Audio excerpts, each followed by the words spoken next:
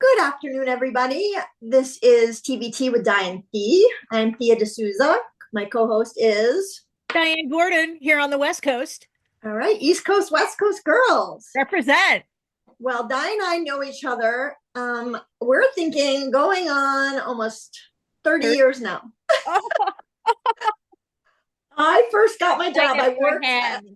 I moved from New York City to work in movies. I wanted to be in movies, and I got a temp job at Three Arts Entertainment, which is a famous management production company in Hollywood that represents all the greats, all the comic greats, all the Many, greats die. many, And, many, many. and And I was working the front desk with the lovely Samantha Harris, who went on to host Dancing with the Stars. one of the co-hosts. And didn't you do a lot of work for E as well? She's done, you Google her, she's amazing. Yeah. So then I met this woman, Lainey Sorkin, the famous Lainey. And she asked me to come on her desk. She was assisting the president of the company, Erwin Stopp, who represents Keanu Reeves and Mike Myers and Chris Rock. And so I came on as her second assistant, and I sat two desks down from you, Di. That's right. Where I was working for another founding partner of the company, Howard Klein. Um, and Michael Rotenberg's the third founding partner, and Howard represented a lot of writers and directors for the most part. I had also worked for a talent manager, Molly Madden, and I liked working. I definitely liked working on a lit desk a lot more.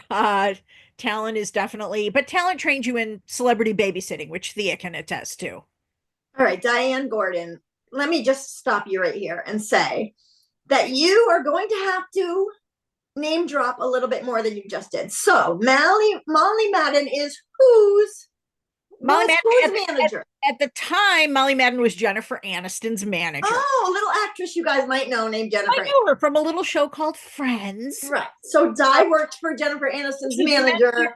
Many years ago. All right. Well, when it mattered, by the way. And then Molly also, it was very interesting because most of Molly's clients were women. And it was a lot of women who were working in both television and film, but it was very interesting. And Molly definitely had a way. Molly used to work at Wilhelmina Models. So she really had a way of dealing with female clients. And that was really interesting. And I just used to read all the TV pilots, and Molly would say, can you talk to the clients about the TV pilots? I was like, yeah, sure, whatever you want. Because I basically would look for work for anyone at Three Arts because I got to know the roster really well. So, So Diane Gordon would call up Jennifer Aniston and say, Jen, I yeah, have this show for you. I have something for you. actually, it wasn't me. Molly would call Jen. I would speak to, at the time, Jen had this amazing assistant, a woman named Tracy Mercer, who is now a television executive. I know Tracy A TV Mercer. and Yeah. film executive, and she's making TV and film. She's producing them. Tracy was absolutely incredible. Right. And Tracy would make sure that Jen had all the material and that, she would also like read. She also worked as she also kind of Did acted. you just say she liked weed? No, she would I'm going back to Jennifer Aniston and what our viewers are going to want to hear about, which is how much Jennifer Aniston liked weed back in the I don't 90s. know. You know what? I didn't know that. Or I didn't know that. Did I? Die. They flew in her weed to Sundance on a private jet. Oh, Yes. When I worked for Erwin Stoff, who was the other president of Three Arts, I find this stuff out because the president knows everything. And so I found a lot of stuff out, and that was one of the things that I thought was amazing. She liked her weed so much back then in the 90s. Who knows? Everyone was smoking weed. And her and Brad Pitt were getting together and just smoking out. Okay, that's true. Now the Brad time, yes, definitely, because I Right. know he does like the weed. All So right. allegedly, I should say. Okay. So Diane worked for Howard Klein, who produced The Office, among many other great And shows. Carnival, and now he on the Mindy Project, and he's working with Mindy Klein. He worked with, Now, how long were you with Howard? oh Total. gosh, 5 years. 5 years of secrets 5 years. that we will get out of Diane Gordon by the time this podcast finishes, gets the Peabody Award, and we're up there accepting our award. And I will say, thank God Diane Gordon decided to spill the secrets from working for Howard Klein. Thank you. I will get this I'll out. try. And that's the whole thing. That's the opposite of what you're taught at these companies is like, don't repeat anything you hear. But of course, the assistant network is kind of bound by trading information.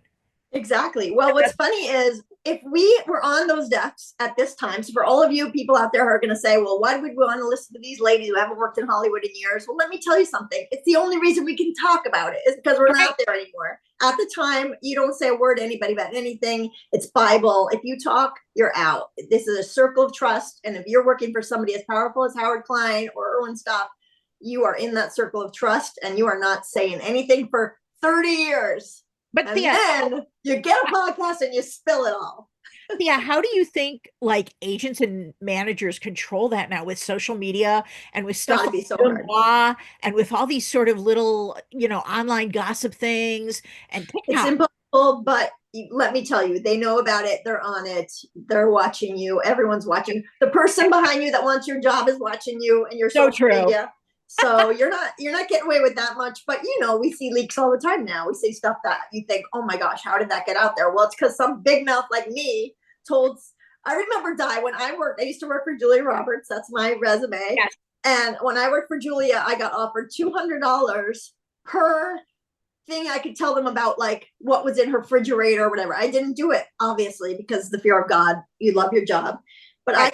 I could have made a quick $800 just telling them she had turkey breast, avocado, whatever.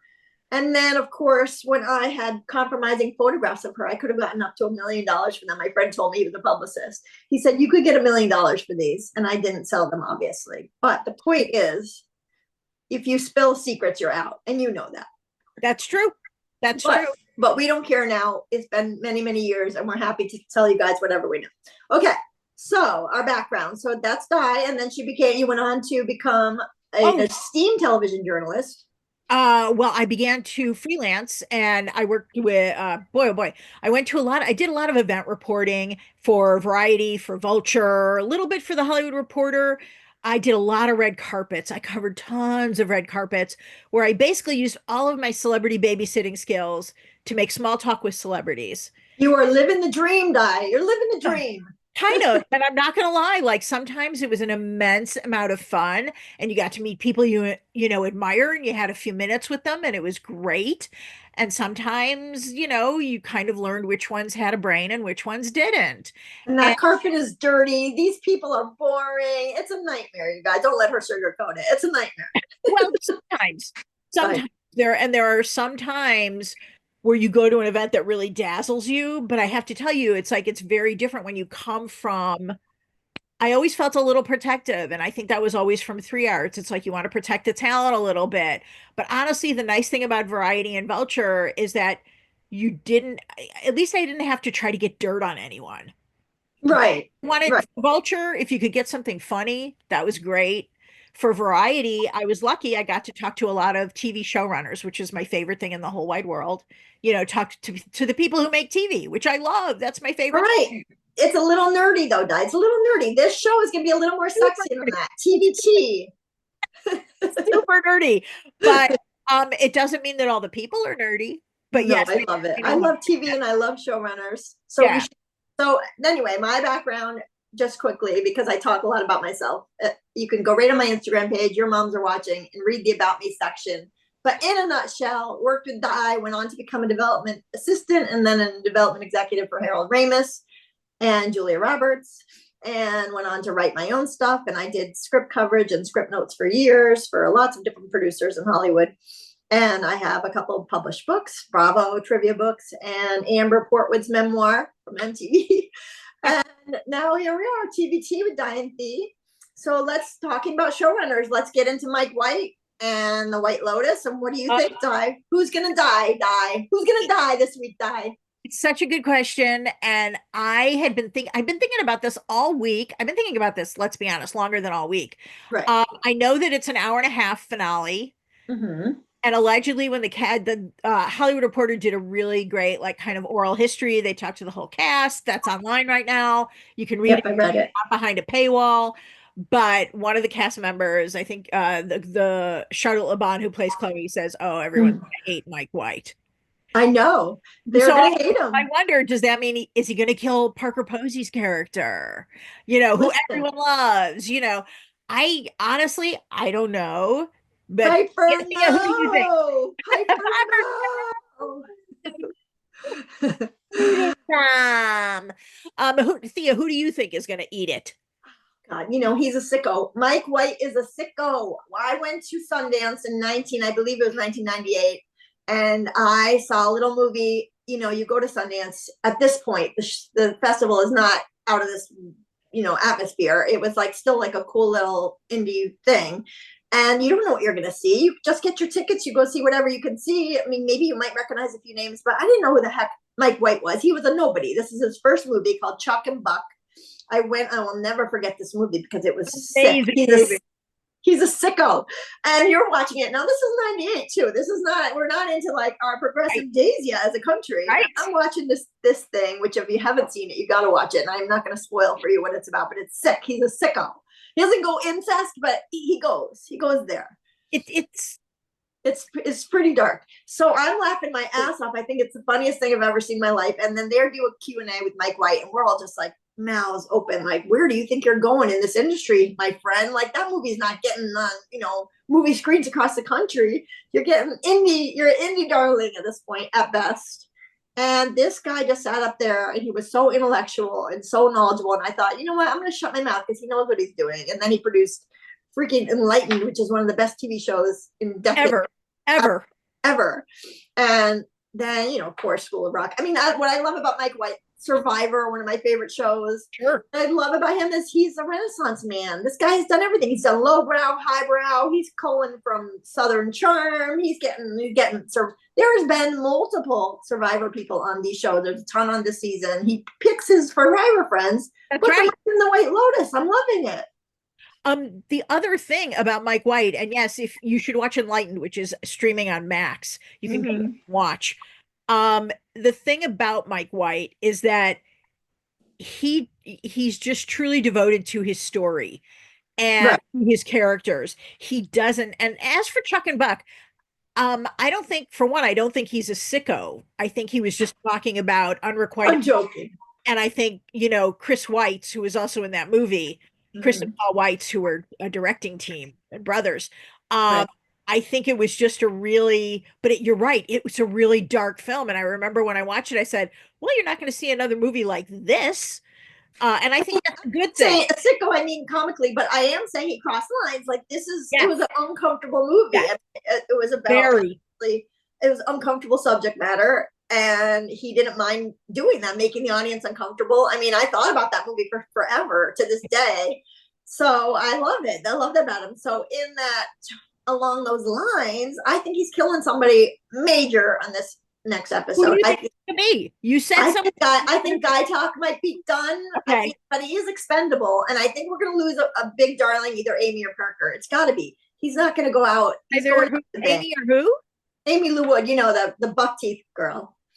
I think she either goes, and that thing for the preview is a dream where they're hugging on the beach. Like, and I think Walton might go.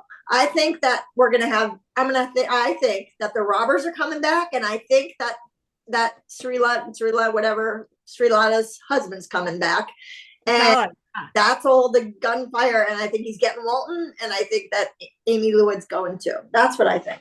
Okay, predictions have been made. That's the White Lotus finale, and that's this Sunday on HBO and then streaming on Max. Thea, we got to talk about the Real Housewives of Beverly Hills reunion. I know, it's been crazy. Poor Garcelle. I can't believe how much fallout there's been from a reunion show. Your thoughts, because this is what Your Moms Are Watching does so well. And why I am always updated on Thea's Instagram stories, because I want to know what she thinks. And I love when you do Ask Me Anything so that your followers can kind of just get in the mix. What did you make of, I have so many questions, but you first. Go, Garcelle. I mean, here are my thoughts. Garcelle, right? Like, what is this? Honestly, I'm not a fan of Garcelle's. I think she's very boring on the show. However, what has this woman done wrong in her lifetime? She's a completely unproblematic person. She has probably lived the cleanest life of any Bravo Leb ever, which makes her boring, by the way. But she did not deserve the vitriol. She was asking questions that we all wanted to know the answers to. She doesn't bring a lot to the show because there isn't a lot going on in her life that's scandalous. How can she help that? Come on. I mean, she could help it. Honestly, she should have gotten involved with somebody a little bit on the salacious side and shared that on the show just for the sake of our entertainment. She didn't do that. I mean, she's an actress. Pull a Dorit, get an acting teacher, show up with your, maybe 23-year-old hot guy and give us all something to talk about. But she didn't, but that's fine. So she's left the show. I thought they unnecessarily went for her. I did not like it. I'm done with Erica. I actually enjoyed Erica for years. I thought she was very entertaining. But, and this is not a coincidence, I recently had a falling out with Lisa Rinna, who was my friend for years. And now I feel very comfortable going after Lisa Rinna's friends because we had this falling out. So note to Bravo Labs, if you're watching this, you should probably not upset me because then I'm going to go after your friends. So I'm done with Erica. No threats. No threats. I feel like we've had enough of Erica on the show, to be honest. She's got a lot going on in the legal world. She did her ex-designer or ex-stylist dirty.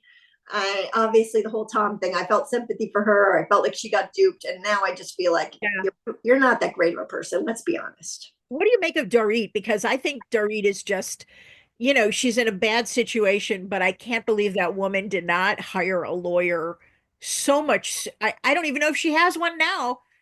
Do you know what, Di? I don't trust Dorit as far as I could throw her, which I could throw her far because she weighs about 4 pounds. That's so fair. I don't even trust anything she's saying about not having a lawyer. The woman has a lawyer. She's saying this stuff for the show, for a storyline. I don't believe her robbery. I don't believe anything about her. She takes acting lessons from my friend. This is what I know. She's studying to act. She is not acting in anything. Yes, act.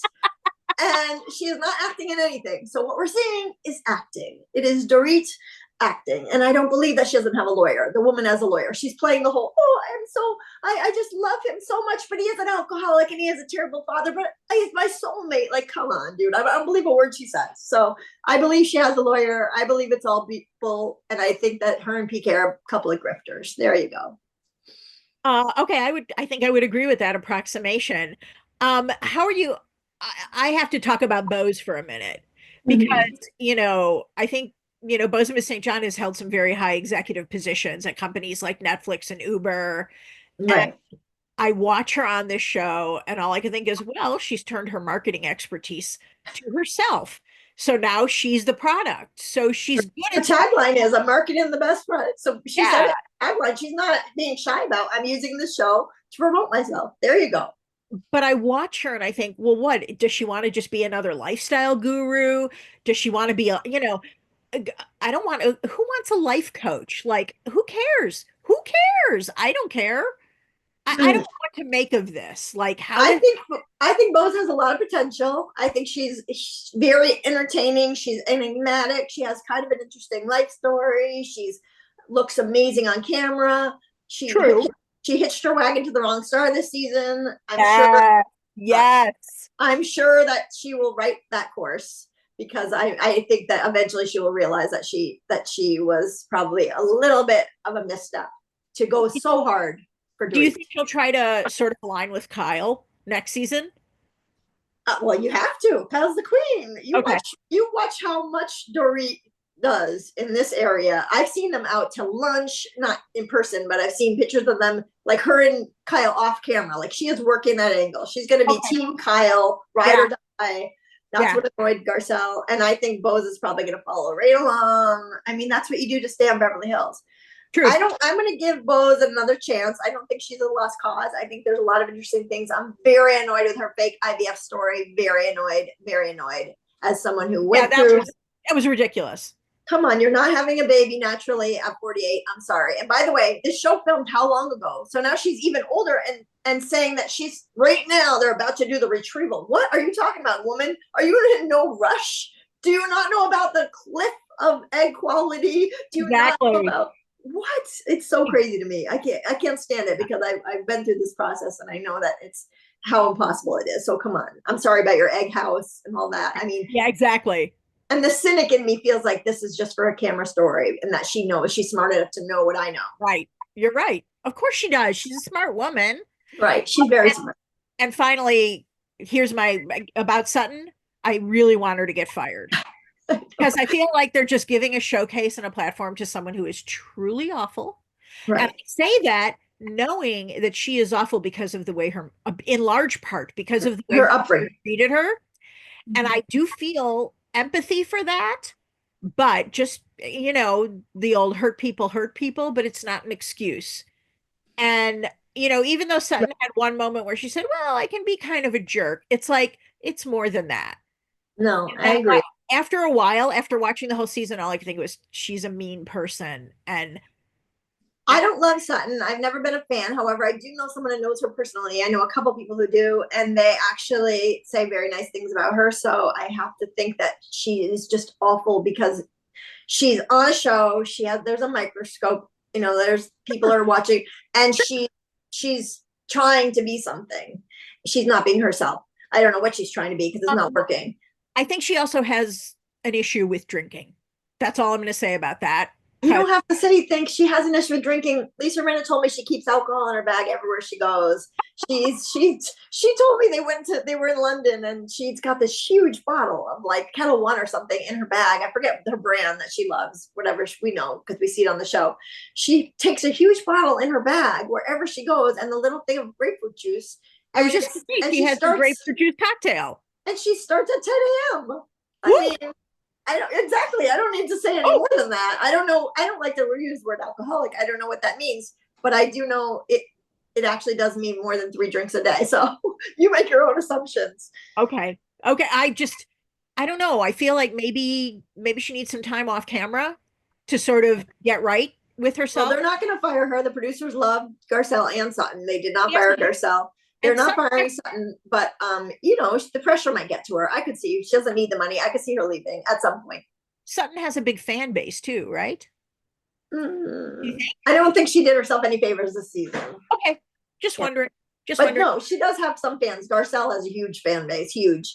Sutton was kind of like piggybacking on that fan base, and it worked for a while, but she's lost a lot of people. I'd say some people like her, but she's lost a lot of people. And I think that's going to get to her, just like it got to Lisa Rinna. They don't like when everyone hates them. They don't mind a little hatred. They don't mind being talked about. But when it becomes everyone, they leave the show. And I could see her leaving. Hard. Yeah. Yeah.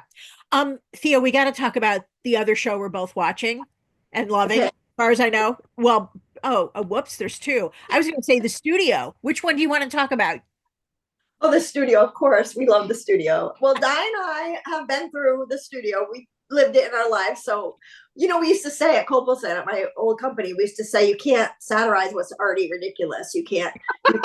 That it's basically you're just acting out real life. It's not satire. And I would have to say Hollywood does fall into that category of it being so ridiculous every day in Hollywood to work those jobs that it probably isn't really even satire. It's just how it works. And you guys probably don't believe that watching it. You probably think like, oh, they're exaggerating. No, they are not exaggerating. That is Amy Pascal is, that character. I mean, these are people that we know in real life. I believe that's the phrase. There are two phrases that come to mind. It's funny because it's true, and you can't write this shit. But let me tell you, Seth Rogen and Evan Goldberg have just done such a spectacular job, just capturing kind of the manic nuttiness Right. of what goes on, and the ego driven, stuff of Hollywood that is just so perfect. Hollywood. It's so spot on. No, when I interviewed with Sam Mendes and he was mad that I didn't say his film was my favorite of the year, and I was like, well, I didn't say it because I didn't want to look like a kiss ass. Obviously, it's one of the top 3 of the year. And he said to me, I said this to him, I said I didn't want to be a kiss ass, but yes, of course, it's one of the top 3. And he said to me, what do you mean top 3? Like literally, I was like, no, it was amazing. Like, come on, these people are so obsessed with themselves. And it really nails. Oh, I love this last episode about the note because I had to give John Hughes a note once. I mean, you have to give notes to these people, and you just feel like you're shaking. You're like, oh, would you think that we could?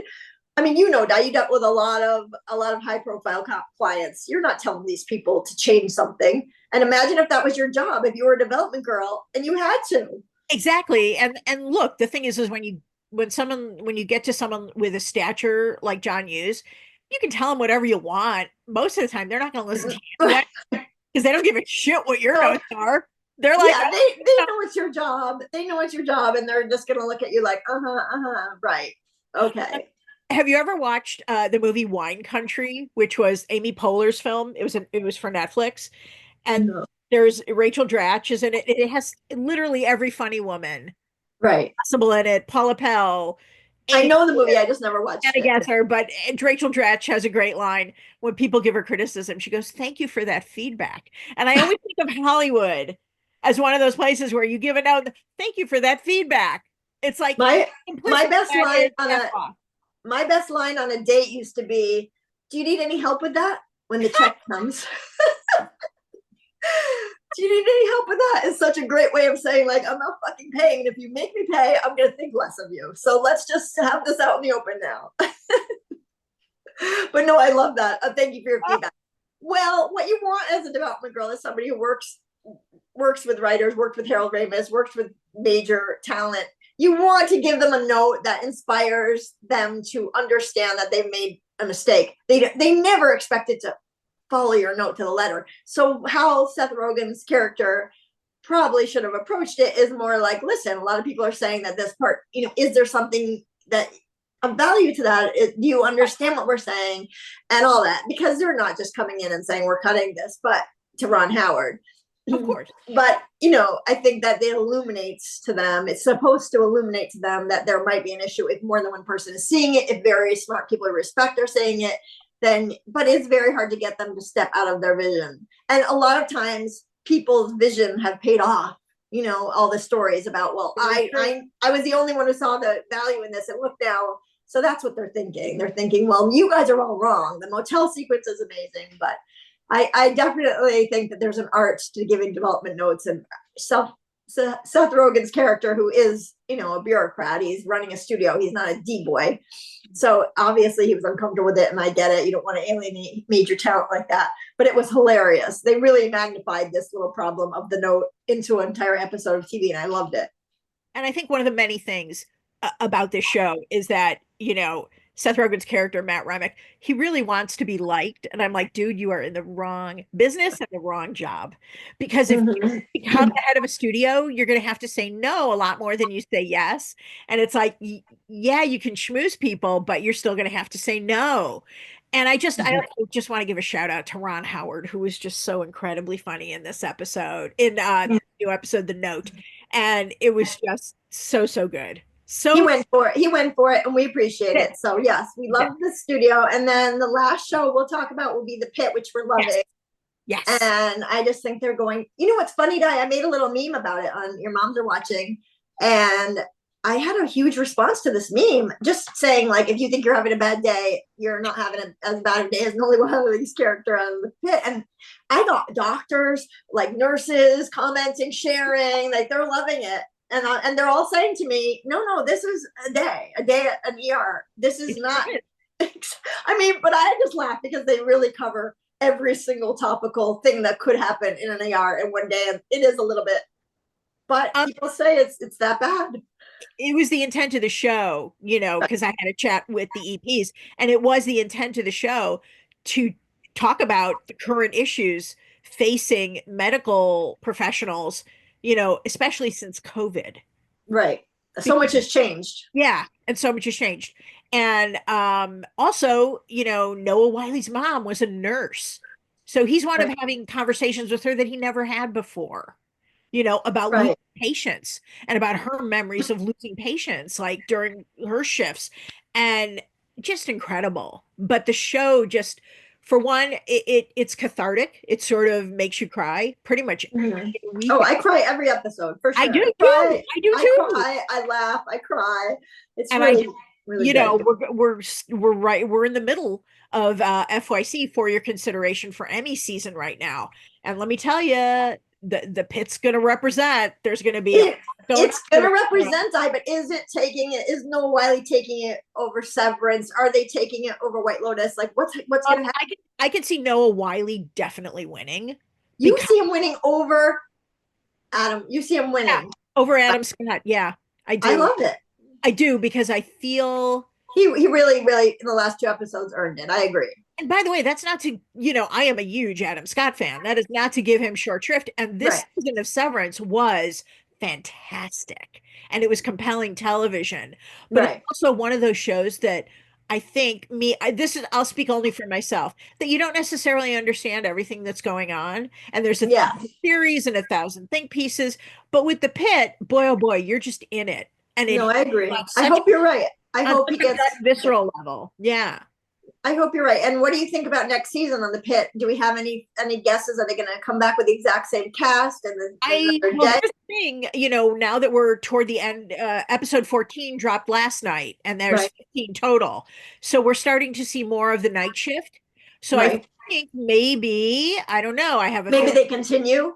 Yes. Right. I don't know if it would be the same day. I would think No. perhaps it has to be a different Give day. everybody a little rest. Let them go home and shower. We don't want Exactly. to see these people after they've been through a mass shooting. But We we don't. might see more night shift people, and that's what I'm thinking, is that we're really gonna, maybe things will be integrated, maybe people will switch off. I'm wondering if Dr. Langdon is going to get reinstated. Is he going to go to rehab? Is he going to get reinstated? I don't I know. think he will. He's integral. I mean, I want to see all these people more. And how about the fact that that's Vince? I mean, Brian Cranston's daughter on there. Tremendous. Amazing playing the autistic girl. I love her. So I'm like, I want to see every single one of these people back. I want to see more about their lives. I'm so invested. So I'm really hoping they stay true. They don't mix things up too much. I don't know. I know from when I chatted with the EPs, they just started breaking season 2 a few weeks ago. So of course they Which means they're in the writers' room and they're fleshing out storylines and ideas for next season. exactly. Sorry, I assume you know that by now. That's why we call her TV Die. All right, you guys. Well, listen, Die also has another podcast called the What's the hook? What's the Hook? And she interviewed John Wells, as she was talking about. She interviewed Ike Barinholtz from the studio on there. So check her out on there. And her Instagram handle is The Surf Report. So you can also check her out on Instagram. And my Instagram handle is Your Moms Are Watching. So we are going to just come back here next Friday. We're going to chat again. We'll cover shows of the week. I'll get Di to spill more tea about Jennifer Aniston. And I mean, you guys have no idea the vault that I'm sitting next to. So it's fine. It's fine. I'm going to get it all out of her. I'm very magnanimous in that way. And I'll be spilling my own tea. We didn't even talk about how I slept with Scott Benner, the music supervisor for Entourage. We didn't even get to that. You got to save it. Okay, guys. Well, thank you so much for tuning in. Like and subscribe, share with your friends, and we'll see you here next Friday. Okay, bye. Bye-bye.